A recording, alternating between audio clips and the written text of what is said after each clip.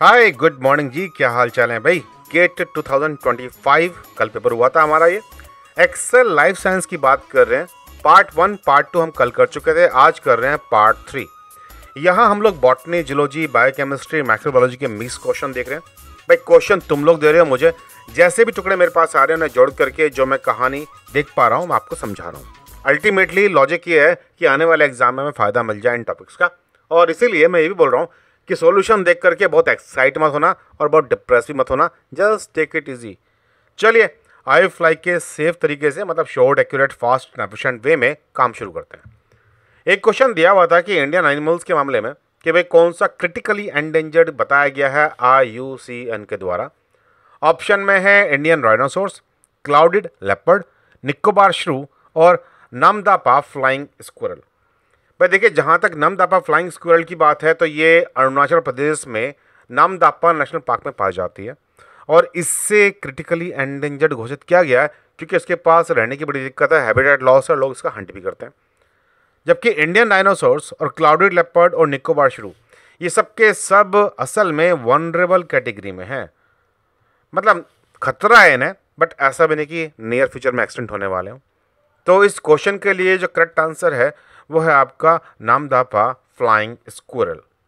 Next बात जो दे रखी है वो है कि भाई post zygotic isolation mechanism of speciation. हम जब कभी स्पेसिएशन की बात करते हैं तो ये सवाल होता है कि दो स्पेशीज आपस में मीटिंग करके थर्ड स्पेशीज क्यों नहीं बना लेती।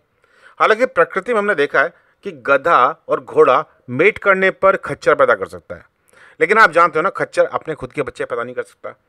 तो हमने देखा कि स्पेशीज में बैरियर्स बने हुए हैं। मतलब जैसे मोर जब नाचता है तो उसको देख करके ऑफकोर्स कौवे के मन में कोई हलचल नहीं होती, या फिर कौवे के कलर्स को देख करके मोर को हलचल नहीं होती। कौवा तो काला ही होता है, कलर क्या होता है उसके अंदर, बस पंखों की चमक तो होती है। ये इंडिकेट कर रहा होता है कितने स्वस्थ उसका जीवन है। प्रकृति ने सिंबल दिए हैं कि अपने हेल्थ को रिप्रेजेंट करें, और फिर मेल फीमेल्स को या फिर फीमेल मेल्स को सेलेक्ट करती हैं मीटिंग के लिए सेलेक्टिवली। तो जब हम बात करते हैं कि भाई जाइगोट बनने से पहले की बात करें तो टेम्पोरल, इकोलॉजिकल, बिहेवियरल और मैकेनिकल, ये डिफरेंट तरह के मैकेनिज्म है जिससे एक स्पेशीज के मेल दूसरे स्पेशीज के फीमेल की तरफ आकर्षित नहीं होते और ना उनसे मीटिंग करना चाहते। लेकिन अगर समहाउ खुदा ना खासा कुछ ऐसा हो भी गया तो फिर post zygotic isolation mechanism apply करता है, जिसमें हाइब्रिड इनवायबिलिटी, हाइब्रिड इनफर्टिलिटी और हाइब्रिड ब्रेकडाउन। जाइगोट तक कहानी पहुंच भी गई तो जाइगोट सर्वाइव नहीं करेगा। सर्वाइव कर गया और पैदा भी हो गया, बड़ा भी हो गया, तो फर्टाइल नहीं होगा, जो खच्चर वाली कहानी थी। या फिर वापस वो या तो घोड़ा बन जाएगा या गधा बन जाएगा, दोनों का मिक्सअप नहीं रहेगा, किसी एक टाइप के क्रोमोसोम से गायब हो जाएंगे, जिसे बोलते हैं हम लोग हाइब्रिड ब्रेकडाउन। तो इसी कहानी को लेकर के यहाँ सवाल था। ऑफ कोर्स फोर्स्ड जाइगोटिक की बात कर रहे हैं तो भाई कम से कम यहाँ मुझे हाइब्रिड स्टरलाइजेशन तो दिखाई दे ही रहा है। फोर्थ ऑप्शन यहाँ है नहीं, तो जो भी फोर्थ ऑप्शन होगा उस पर डिपेंड करेगा कि और क्या कहानी बनने वाली थी, बट यहाँ तक की इन्फॉर्मेशन ये है। अब आती है बात डेस्मोसोम्स की। सेल सेल इंटरेक्शन टॉपिक पढ़ा है, जहाँ हम लोग tight junctions, adherent junction, desmosomes, gap junction, hemidesmosomes और फोकल एडेशन भी पढ़ते हैं। अब होता क्या है कि सेल के इंटरेक्शन या तो एक सेल के इंटरेक्शन दूसरी सेल के साथ है, या फिर सेल इंटरेक्ट कर रही होती हैं नीचे बेसल लेमिना के साथ। इसी के बेस पर कि इंटरेक्शन में कौन कौन इन्वॉल्व है, अलग अलग नाम रखे गए हैं। जैसे टाइट जंक्शन में दो सेल्स की मेम्ब्रेन आपस में ऐसे गुथ जाती हैं कि बीच में से इन दोनों के मेम्ब्रेन के कोई निकल ना पाए। इसलिए हमारा जो स्टमक वगैरह है, जहाँ हम चाहते हैं कि एसिड बॉडी में सीप आउट ना हो जाए, तो वहाँ पर टाइट जंक्शन देखने को मिलता है, इसमें किडनी में। और फिर हम देखते हैं एडहेरेंट जंक्शन में सेल के अंदर पाए जाने वाले एक्टिन फिलामेंट्स दूसरी सेल के एक्टिन फिलामेंट से कनेक्ट हो गए। और ऐसे ही डेस्मोसोम में हम देखते हैं कि इंटरमीडिएट फिलामेंट्स, केराटिन खास तौर से, वो कनेक्ट हो रहे हैं बगल वाली सेल के साथ। तो इसी तरह की बात यहाँ इस क्वेश्चन में भी थी हमारे पास कि डेस्मोसोम्स क्या हैं। तो एक सेल के इंटरमीडिएट फिलामेंट, ये जो केराटिन के एग्जाम्पल के रूप में दिख रहा है हमें, ये लिंकर ग्लाइकोप्रोटीन की हेल्प से दूसरी सेल के इंटरमीडिएट फिलामेंट से कनेक्ट हो रहे हैं। मेन फंक्शन है दो सेल को ताकत प्रोवाइड कराना कि स्ट्रेस को झेल सके। तो यहाँ पर जो ऑप्शन दिए गए हैं उसमें है intermediate filament based cell junction complexes, तो ये करेक्ट आंसर रहेगा इस डेस्मोसोम को डिफाइन करने के लिए। देखिए, सेल सेल इंटरेक्शन वाली जो कहानी है ये कभी बेकार नहीं आती। एक सिंपल सा टेबल है, एक दो टेबल और ऐड होते हैं इसके अंदर, तो कहीं ना कहीं एग्जाम में आपको क्वेश्चन मिल जाता है इसके ऊपर, लगभग हर साल मल्टीपल एग्जाम्स के अंदर। तो ये करके नहीं जा रहे हो एग्ज़ाम देने, ऐसा मत करना कभी भी। मोस्ट इंपॉर्टेंट टॉपिक है हर एग्ज़ाम के लिए। अब एक आपने सुन रखा होगा ब्रूड पैरासाइट। इंटरेस्टिंग फिनोमेना है जिसमें एक चिड़िया दूसरी चिड़िया के घोंसले में जाके अंडे दे देती है। ये अंडे आमतौर पर दिखने में या तो वैसे ही होते हैं या सेम साइज़ के होते हैं, और जो मदर चिड़िया है वो पहचान नहीं पाती है और अपने अंडों के साथ उस अंडे को भी सेती है, और अल्टीमेटली उसमें बच्चा निकल के आता है, और उस बच्चे को वो अपना बच्चा मान करके खिलाना शुरू कर देती है। इंडियड यहाँ पर ये बच्चा है और ये मदर बर्ड है, तो वो पहचान ही नहीं पा रही कि ये मेरा बच्चा नहीं है। अंडे के निकलने से लेकर के उसका ख्याल रख रही है। तो वैसे तो इस कहानी के लिए हम सबसे ज़्यादा कॉमन जो नाम सुनते हैं वो है कुक्कू का, बट अकेले कुक्कू नहीं है ऐसी। इसके अलावा और भी कई सारी बर्ड्स पाई जाती हैं जो काम करती हैं। Cuckoos, cow birds, polistes, black headed, bark indigo birds, और भी कुछ और बर्ड्स हैं जो ऐसे ही काम करती हैं। मतलब ये एक तरह का पैरासिटिज्म का एग्जाम्पल है जिसमें बर्ड अपने अंडे को खुद से ना नहीं चाहती, दूसरे से हेल्प करा रही है अपने बच्चों को पालने पोसने में। अब क्वेश्चन है एक, the foramen of Panizza is found in which group of animals. यहाँ जो मुझे बताया गया केवल फिश और फ्रॉग के बारे में बताया गया है, बच्चा कुछ भूल गया है बताने। एनीवे हम लोग फोरामेन ऑफ पेनिजा की बात कर लेते हैं। ये क्या स्टोरी है, देखिए ये एक हार्ट का एक मॉडिफिकेशन है। हार्ट के अंदर जो आर्टरी ओर्टा वगैरह होते हैं, आमतौर पे यहाँ पे चारों चैम्बर अलग अलग हैं, और हार्ट के बाद अल्टीमेटली जो ब्लड को जाना होता है वो जाना होता है लंग्स के पास। लेकिन हम लोगों ने देखा है क्रोकोडाइल्स में यहाँ एक होल है हार्ट में जो लेफ्ट और राइट ऑर्टा को आपस में कनेक्ट कर देता है। तो वक्त पड़ने पर सीधा ब्लड लेफ्ट से राइट ऑर्टा चला जाता है बिना अल्टीमेटली लंग्स के पास जाए। Crocodiles have two aorta, one that originate from the left ventricle and the other from the right ventricle. The right ventricle contain deoxygenated blood from the body, while the left ventricle contain oxygenated blood from the lungs. अब foramen of Peniza allows blood to flow between the left and right aorta. When the heart is relaxed, oxygenated blood from the left ventricle can flow into the right aorta through the foramen of Peniza. इसकी वजह से blood pressure को maintain करने में help मिल जाती है। तो जो क्रोकोडाइल फैमिली में आते हैं एलिगेटर्स वगैरह, वो सब इस चीज़ के एग्जांपल्स हैं, उनके अंदर ही पाया जाता है। एक क्वेश्चन ये भी था डेवलपमेंट को लेकर के, जहाँ पे मैमेलियन एम्ब्रियो में जो यॉक सैक है ये कहाँ डेवलप हो रहा है। ऑप्शन पे नहीं जा रहे, हम लोग इस स्टोरी को समझ लेते हैं। The yolk sac of a mammalian embryo is formed from the hypoblast. जो टेक्निकल टर्म है वो हाइपोब्लास्ट, और इस हाइपोब्लास्ट को हम लोग प्रिमिटिव एंडोडर्म भी कहते हैं। तो आंसर अगर ऑप्शन के अंदर हमारे पास वो वर्ड नहीं भी है तो आप जानते हो कि ऑप्शन में क्या रहा होगा। देखिए ये मेमोरी बेस्ड क्वेश्चन है। ऑफ कोर्स एग्जाम के बाद में चीज़ें मिक्सअप हो जाती हैं, क्वेश्चन की लैंग्वेज ऑप्शन इधर उधर हो जाते हैं। तो हम लोग जब ये पेपर फाइनल आ जाएगा, आपका जब रिस्पॉन्स शीट आएगी, हम दोबारा से इसको एनालाइज करेंगे। तो यहाँ जो एटलीस्ट टर्म मिल रही है, टर्म्स को हम डिफाइन करके जानने की कोशिश कर रहे हैं। अब एक क्वेश्चन ये था कि The animal in which of the following phyla are characterized by segmented body. अब segmented body आपको देखने को मिलती है फाइलम एनालिड में। हालांकि कुछ और दूसरे फाइलम के अंदर भी मुझे ऐसा कुछ देखने को मिल जाता है, लेकिन इस बात के लिए जो फेमस है वो तो एनालिड ही है। Body of annelid is divided into a series of cylindrical segment that run from head to tail. जैसे हमने अपने अर्थवॉर्म्स की बात भी कर रखी है। तो पॉसिबली यही आंसर और सॉल्यूशन वो इस क्वेश्चन में पूछना चाह रहे होंगे। अब एक क्वेश्चन ये भी दे रखा था, bacterial culture grown in N15 medium is transfer to N14 medium after 4th generation, what will be the ratio of light to heavy strand of DNA। देखिए ऐसे ही कुछ क्वेश्चन हमें बीटी में भी देखने को मिला था। अब जब हम ये जो बात कर रहे हैं N15 N14 वाली, तो मैं याद होगा ये क्लासिकल एक्सपेरिमेंट है जहाँ पे हमने जाना था कि DNA का रेप्लिकेशन सेमी कंजर्वेटिव मेथड के द्वारा होता है, और इसी के लिए ये एक्सपेरिमेंट किया गया था जिसने साबित किया था। तो 4th जनरेशन की बात कर रहे हैं ना। देखिए 1st जनरेशन के बाद में सारा का सारा DNA आपका हाइब्रिड स्टेट का होगा। 2 जनरेशन के बाद में 50% DNA आपका हाइब्रिड है और 50% कैसा है, जो पुराना लेबल्ड है। और 3 जनरेशन के बाद में 75% है आपका नया लेबल्ड और 25% है पुराना वाला, और 4 साइकिल के बाद है वो 88%। तो मैं याद होगा कि जब कभी DNA डबल स्टैंड होगा तो रेप्लिकेट करते हुए दोनों स्टैंड सेपरेट होंगे। अब एनवायरनमेंट में जो मीडियम पड़ा हुआ है जैसा भी, उस मीडियम के अकॉर्डिंग नया स्टैंड बनेगा, और फिर बाद में चल के नेक्स्ट साइकिल में, तो साइकिल नंबर 1 थी, साइकिल नंबर 2 पे दोनों स्टैंड ये सेपरेट होंगे, और अगेन मीडियम में जो पड़ा हुआ है उसके अकॉर्डिंग नया स्टैंड की सिंथेसिस होगी। तो हम इस बात को हमें फॉलो करना है। तो यहाँ पे ये 4 साइकिल तक ले गए थे इस स्टोरी को जो पूछा गया था। क्लासिकल है और बेसिक फाउंडेशन है, बहुत बार पूछा जाता है। अब एक मैच द फॉलोइंग था इम्यूनोलॉजी का, जिसमें हाइपर सेंसिटिव टाइप है 1, 2, 3, 4 और डिजीज भी दिए गए हैं। Systemic anaphylaxis, erythroblastosis fetalis, Arthus reaction, tuberculin reaction. चलिए मान लेते हैं कि शायद यही क्वेश्चन रहा होगा। तो भाई टाइप 1 हाइपर सेंसिटिविटी जो है वो सिस्टमिक एनाफाइलैक्सिस के साथ जाती है। टाइप 2 हाइपर सेंसिटिविटी, इसमें antibody mediated destruction of cell और टिश्यू होता है और ये मैच करेगा इराथ्रोब्लास्टोसिस फेटालिस के साथ। जबकि टाइप 3 हाइपर सेंसिटिविटी ये एक इम्यून कॉम्प्लेक्स मीडिएटेड रिएक्शन है, जहाँ पे एंटीजन एंटीबॉडी कॉम्प्लेक्स डिपॉजिट हो जाते हैं टिश्यू में, जिससे इन्फ्लेमेशन कॉज करते हैं और आर्थस रिएक्शन यहीं देखने को मिलती है। टाइप 4 जो है ये डिलेड टाइप की सेल मीडिएटेड रिएक्शन है इन्वॉल्विंग टी सेल। देखिए ट्यूबरकुलोन रिएक्शन में क्या होता है कि किसी पेशेंट को कभी ट्यूबरकुलोसिस का इन्फेक्शन तो नहीं हुआ, ये जानने के लिए उसकी स्किन में ट्यूबरकुलिन का प्रोटीन ऐड कर दिया जाता है और फिर देखते हैं कि नेक्स्ट डे क्या हुआ। तो ये जो स्किन टेस्ट है ये टाइप 4 हाइपर सेंसिटिविटी पर ही डिपेंड कर रहा है।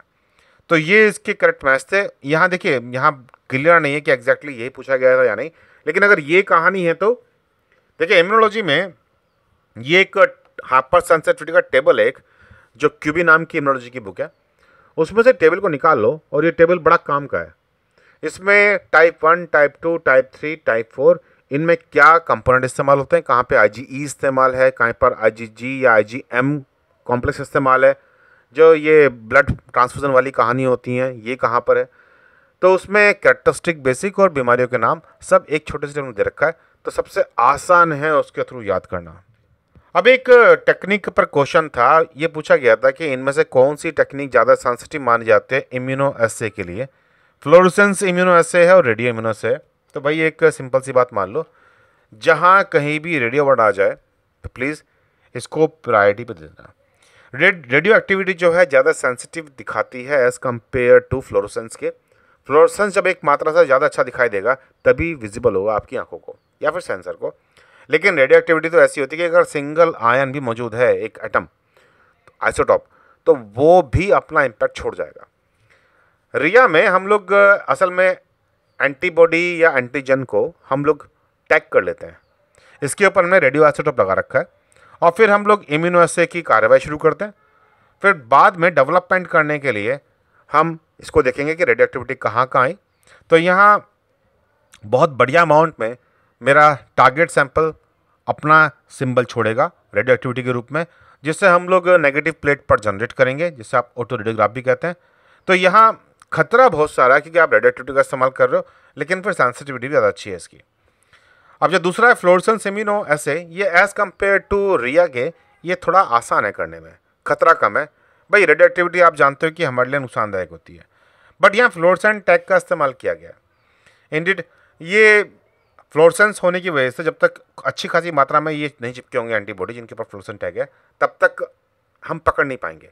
ये कह लीजिए कि यहाँ मिनिमम लिमिट में कुछ तो होना चाहिए ना, तो इसलिए हम बोलते हैं कि फ्लोरेसेंस के मुकाबले रेडियो एक्टिविटी वाले जो मेथड्स होते हैं वो ज़्यादा सेंसिटिव है। RIA is considered more sensitive. Technique पर एक सवाल ये भी था, which technique can be use to study transcription factor. भाई डीएनए का मॉलिक्यूल है और डीएनए के मॉलिक्यूल पर कोई ट्रांसक्रिप्शन फैक्टर आके बाइंड करेगा तभी तो अपना असर दिखाएगा ना। तो बेसिकली यहाँ हमें वो टेक्निक ढूंढनी है जिसमें आपका प्रोटीन जो कि ट्रांसक्रिप्शन फैक्टर है वो डीएनए में कहाँ बाइंड कर रहा है, आप ये स्टडी कर सको। तो ऐसा करने के लिए चिप जो कि क्रोमेटिन इम्यूनो प्रेसिपिटेशन ऐसे, ये एक पावरफुल टेक्निक है, स्पेशली डिज़ाइन की गई है ताकि आप डीएनए के उन सीक्वेंसेस को आइडेंटिफाई कर सको जो प्रोटीन से एंटर कर रही हैं, जैसे कि ट्रांसक्रिप्शन फैक्टर। यहाँ पे हम लोग प्रोटीन और डीएनए को क्रॉस लिंकिंग कर लेते हैं और फिर बाद में इसको रिवर्स बैक करके, मतलब आप इम्यूनो प्रेसिपिटेशन से ये डीएनए प्रोटीन कॉम्प्लेक्स हटा लोगे, फिर इन्हें प्यूरीफाई कर लोगे और फिर इसमें से क्रॉस लिंकिंग हटा दोगे और अब डीएनए को पढ़ लोगे कि डीएनए कौन सा आया। तो इससे आपको आइडिया मिल जाता है कि भाई कौन से डीएनए के पार्ट हैं जिनके ऊपर ये प्रोटीन बाइंड कर रहा था। सिमिलरली डीएनए फुटप्रिंटिंग भी यहाँ इस्तेमाल होती है, जहाँ पर ट्रांसक्रिप्शन फैक्टर डीएनए पर चिपक गया तो फिर आप न्यूक्लियस का ट्रीटमेंट देते हो। अब जहाँ न्यूक्लियस काटना चाहेगा ये सिर्फ डीएनए होना चाहिए, अगर डीएनए छुपा हुआ है किसी प्रोटीन के अंदर तो ऑफकोर्स वो उसे काट नहीं पाएगा। तो जहाँ ट्रांसक्रिप्शन फैक्टर चिपका हुआ है डीएनए के ऊपर वो वाले से बच जाते हैं और इसी के बेस पर हम आइडेंटिफाई कर लेते हैं कि किस रीजन से किस रीजन में आपका प्रोटीन बाइंड कर रहा है। S1 न्यूक्लियस जो है वो यहाँ काम नहीं आता। ये specifically 5 prime 3 prime end of specific RNA molecules को स्टडी करने के लिए होता है। आप ट्रांसक्रिप्शन स्टडी कर सकते हो, प्रोसेसिंग कर सकते हो, बट ये प्रोटीन डीएनए इंटरेक्शन की स्टोरी नहीं है। फोर्थ ऑप्शन यहाँ दे नहीं रखा, तो पता नहीं फोर्थ के बारे में क्या कहानी थी, बट एटलीस्ट इन तीन में से पहले दो ऑप्शन तो हैं इसका आंसर। एक क्वेश्चन और भी है टेक्निक पर, histone modification can be studied by which technique, ChIP, mass और इम्यूनो। इंटरेस्टिंगली यहाँ तीनों ही टेक्निक इस्तेमाल हो सकती हैं। भाई चिप एस्से से हम ये आइडेंटिफाई कर सकते हैं कि पर्टिकुलर जीन में कहाँ पर हाई लेवल H3K4 3 मिथाइलेशन है। आप जानते हो कि मॉडिफिकेशन है ट्रांसमिशन के साथ में, तो हम मॉडिफाइड हिस्टोन्स कहाँ चिपके हुए हैं ये आइडेंटिफाई कर सकते हैं चिप के साथ में। मास स्पेक्ट्रोमेट्री से, क्योंकि मास का फर्क आ जाता है मॉडिफिकेशन के बाद, हम इससे भी कर सकते हैं। और इम्यूनोफ्लोरेसेंस, देखिए हिस्टोन्स के लिए हमने एंटीबॉडी बना रखे हैं, ऐसे एंटीबॉडी जो सपोज इस टाइप के मॉडिफिकेशन को ही पहचानते हैं, तो जहाँ कहीं भी चिपके होंगे ये वहाँ बाइंड कर जाएंगे और मालूम पड़ जाएगा कि भाई मॉडिफिकेशन है या नहीं। तो ये तीनों ही मेथड हैं। अगेन इस क्वेश्चन में भी हमारे पास केवल तीन ही मेथड दे रखे थे, एक और भी होगा तो उसके बेस पर आंसर बनेगा। ऐसे क्वेश्चन शायद ये मल्टीपल सिलेक्शन क्वेश्चन वाले पार्टी रहे होंगे। एक पूछा हुआ था what is the function of pi RNA. Pi RNA जो है इसको हम लोग बोलते हैं पीवी इंटरेक्टिंग आरएनए। ये एक छोटा सा नॉन कोडिंग आरएनए होता है और ये जीन एक्सप्रेशन रेगुलेट करने में, वायरस से लड़ने में और ट्रांसपोजेबल एलिमेंट को शांत रखने में काम आता है। तो हमारा ये मानना है कि ये काफ़ी सारी बायोलॉजिकल प्रोसेस जिसमें कैंसर, इनफर्टिलिटी और न्यूरोलॉजिकल डिजीज, इसमें इसका इन्वॉल्वमेंट है। Germ line of development, pi RNA silence रखते हैं ट्रांसपोसोम्स को ताकि germ line as such maintain रहे। भाई आप जानते हो कि आपका डीएनए अल्टीमेटली नेक्स्ट जनरेशन में जाना है और ये डीएनए की कॉपी जर्म लाइन डीएनए के रूप में आपके गैमेट्स में रखी गई है। अगर इसमें गड़बड़ हो जाए तो अगली पीढ़ी में गड़बड़ हो जाएंगी, तो वहाँ पर ये खास काम कर रहा होता है। कैंसर में pi RNA can play a role in tumorigenesis by regulating cancer hallmarks like cell proliferation, resistance to apoptosis and metastasis. Viral infection में पाई आरएनए अडैप्टिव इम्यूनिटी का काम करता है वायरस से लड़ने में, और जीन रेगुलेशन में भी हमने एंडोजिनस जीन्स को रेगुलेट होते हुए देखा है इस पाई आरएनए के द्वारा। तो काफ़ी सारे रोल है। अब यहाँ क्वेश्चन में ये नहीं पता मुझे कि ऑप्शंस क्या हैं, तो इसलिए मैंने पाई आरएनए के जो रोल्स बेसिक तौर पर हम बोलते हैं वो हमने डिफाइन कर दिए। अब आती है बात, which of the following are histone writers. भाई हिस्टोन राइटर तो वही होगा ना जो हिस्टोन को मॉडिफाई कर सकता है। ये सारे एंजाइम तो हिस्टोन मॉडिफाई नहीं कर रहे। हिस्टोन एसिटाइल ट्रांसफरेज पक्का, ये एसिटाइल ग्रुप ट्रांसफर करता है लाइसिन रेसिड्यू पर हिस्टोन्स की टेल में, और ये ट्रांसक्रिप्शन को अफेक्ट करने में हेल्प करता है या तो ऑन या ऑफ। डीएनए मिथाइल ट्रांसफरेज तो डीएनए पे कर रहा है ना काम, तो फिर इसे आप हिस्टोन्स के लिए हम लोग काउंट नहीं कर सकते। हिस्टोन मिथाइल ट्रांसफरेज ये अगेन हिस्टोन का मॉडिफिकेशन करने वाला एंजाइम है, मिथाइल ग्रुप 8, और मिथाइल ग्रुप भी एक्टिवेट या रिप्रेस करने के लिए काम इस्तेमाल आ सकते हैं डिपेंडिंग कि कौन सा हिस्टोन और किस जगह पर मिथाइलेशन हुआ है। तो ये वाला आंसर भी यस है। और डीएनए पॉलीमरेज ऑफकोर्स जानते हो ये तो मॉड्यूलेटर नहीं है ना, तो अगर यही ऑप्शन है तो आपके दोनों हिस्टोन्स को मॉडिफाई करने वाले एंजाइम इस क्वेश्चन के आंसर बन जाएंगे। अब एक मैच द फॉलोइंग दे रखा था जिसमें photo, auto, chemo, litho, chemo organo, photo organo. Unfortunately student ने ये नहीं बताया कि मैच किससे करना था, तो बजाय ये सब करने के मैं टेबल उठा रहा हूँ। ये न्यूट्रिशनल मॉडल्स हैं कि ऑर्गेनिज्म किस किस तरह के होते हैं। अब इसमें पहला जो है ये है ऑटोट्रॉप्स। ऑटोट्रॉप वो होते हैं जो अपना खाना खुद बना सकते हैं। अब अपना खाना अगर वो लाइट का इस्तेमाल करके बना रहे हैं तो बोलेंगे फोटोट्रॉप, और अगर वो इनऑर्गेनिक केमिकल्स का इस्तेमाल कर रहे हैं तो उन्हें बोलेंगे हम chemo autotroph. Carbon source CO2 ये दोनों के अंदर, और ये फोटोसिंथेटिक प्रोकैरियोट्स, साइनोबैक्टीरिया हो गया, प्लांट हो गया, कुछ प्रोटिस्ट भी हो गया, एल्गी वगैरह। जबकि जो ये कीमो ऑटोट्रॉप्स हैं ये हैं सर्टेन प्रोकैरियोट्स, फॉर एग्जांपल सल्फोलोलोबस। आमतौर पे ये डीप ओशन में रहते हैं, सूरज की रोशनी एक्सेसिबल नहीं होती इनके लिए। अब हेटरोट्रॉप वो हैं जो अपना खाना खुद नहीं बना सकते।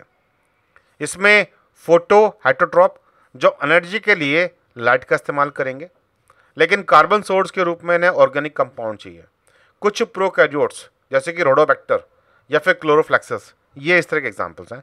कीमो हेटरोट्रॉप में ऑर्गेनिक कंपाउंड्स का इस्तेमाल करेंगे एनर्जी के लिए, और ऑर्गेनिक कंपाउंड का इस्तेमाल करेंगे कार्बन सोर्स के लिए। जैसे कि हम अपनी बात कर लेते हैं, हमें एनर्जी मिलने वाली है ग्लूकोज के मॉलिक्यूल से, ऑर्गेनिक कंपाउंड, और हम कार्बन सोर्स के रूप में भी ग्लूकोज का इस्तेमाल कर रहे हैं, ऑर्गेनिक कंपाउंड। तो मोस्ट प्रोकैरियोट्स जैसे क्लोस्ट्रिडियम वगैरह, प्रोटिस्ट, फंजाई और एनिमल्स और कुछ प्लांट भी ऐसा काम करते हैं जिन्हें हम कीमो हेटरोट्रॉप कैटेगरी में डालते हैं। तो इन्हीं में से कुछ मैच करने के लिए पॉसिबल इस टेबल के अंदर रखा हुआ, जो अब तो तुम समझ ही गए ना कि क्या कहानी थी। एक क्वेश्चन टीलोमरेज को लेके भी था। इसमें बात कर रखी थी कि भाई इसके पास आरएनए डोमेन है, 5 prime 3 prime RNA dependent DNA polymerase activity, 5 prime to 3 prime DNA dependent DNA polymerase activity, और फिर 3 प्राइम टू 5 प्राइम उल्टी वाली DNA dependent DNA polymerase activity. तो देखिए साहब, टीलोमरेज एंजाइम का काम क्या है, वो आएगा और अपने गाइड आरएनए की हेल्प से टेम्पलेट बना करके ये डीएनए के स्ट्रैंड को बढ़ता जाएगा। मतलब इसके पास खुद के पास तो है आरएनए, और जो सिंथेसाइज कर रहा है वो है डीएनए, और ये बना रहा है 5 प्राइम टू 3 प्राइम डायरेक्शन में। तो इसके पास एक अपना खुद का आरएनए, दूसरा इसके पास 5 prime to 3 prime RNA dependent RNA को पढ़ करके डीएनए पॉलीमराइजिंग ये डीएनए को बना रहा है, एबिलिटी है। जब ये लंबा एक्सटेंड हो गया तो फिर ये टीलोमरेज हट जाता है। फिर बाद में आपके प्राइमेज नॉर्मल डीएनए पॉलीमरेज आते हैं और फिर इस स्ट्रैंड को दोबारा ऐसे डबल स्ट्रैंड बना देते हैं। डबल स्ट्रैंड बनाने के लिए टीलोमरेज का रोल नहीं था। तो इस हिसाब से अगर मैं रोल्स की बात करूं कि भाई रोल्स क्या क्या है यहाँ पे, तो इट कंटेन आरएनए डोमेन, ठीक है। इसके पास 5 prime 3 prime RNA dependent DNA polymerase है, ठीक है, लेकिन ये DNA dependent DNA polymerase ability नहीं है। तो ये भी पॉसिबली MSQ ही रहा होगा। जिंक एक इम्पोर्टेंट फंक्शन निभाता है किसमें भाई, देखिए क्लोरोफिल ए है, मायोग्लोबिन है और विटामिन बी बार है। जब मैं क्लोरोफिल ए की बात करता हूं तो वहां मुझे मैग्नीशियम देखने को मिलता है। तो स्ट्रक्चरली तो मैग्नीशियम, लेकिन फंक्शनली बात करें तो chlorophyll A is a primary pigment involve in photosynthesis of plant, और जिंक काफ़ी एसेंशियल है उसकी सिंथेसिस के लिए और प्रॉपर फंक्शनिंग के लिए भी। तो without zinc plant can't produce sufficient chlorophyll and resulting in impaired photosynthesis and growth. जबकि मायोग्लोबिन जो है ऑक्सीजन कैरिंग प्रोटीन है जो मसल सेल में रहता है, इसमें आयरन होता है, जिंक नहीं। विटामिन B12 कोबाल्ट चाहिए होता है, जिंक नहीं, ठीक है। और ये मेटाबॉलिज्म में बड़ा इंपॉर्टेंट रोल निभाएगा। आप जानते हैं कोफैक्टिक ग्रुप में, डीएनए सिंथेसिस में, रेड ब्लड सेल फॉर्मेशन में ये रोल निभाता है। अगेन इसके लिए कोबाल्ट इंपॉर्टेंट है, जिंक नहीं है। तो अगर इस पॉइंट को देखें तो फिर क्लोरोफिल ए आंसर है। हालांकि यहाँ सारे ऑप्शन दिए नहीं गए हैं, क्या पता फोर्थ की बात कुछ और होती। चलिए एनीवे जो भी है, तो जब कभी आपकी आंसर शीट आ जाएगी, रिस्पॉन्स शीट, हम इन क्वेश्चन को दोबारा देखेंगे वेल इन डिटेल, बट इस बहाने कुछ तो नॉलेज इकट्ठी कर ही रहे ना। गेट 2026 BT एक्सेल की प्रिपरेशन भाई हम तो शुरू कर चुके हैं। आप भी अगर हम लोग से जुड़ना चाहते हैं तो मुझे व्हाट्सअप कीजिएगा 9013902981, और iFly के बारे में अधिक जानकारी पाने के लिए हैशटैग को गूगल कर लो, iFly NetGate। और सबसे इंपॉर्टेंट चीज़ ये है कि भाई एग्ज़ाम जो जा चुका है वहाँ से सीख लो कि क्या करेक्शन करने हैं, उसे लेकर के डीमोरलाइज या ओवर एक्साइट मत होना। जब तक रिजल्ट हाथ में ना आ जाए तब तक एग्ज़ाम पास नहीं हुआ।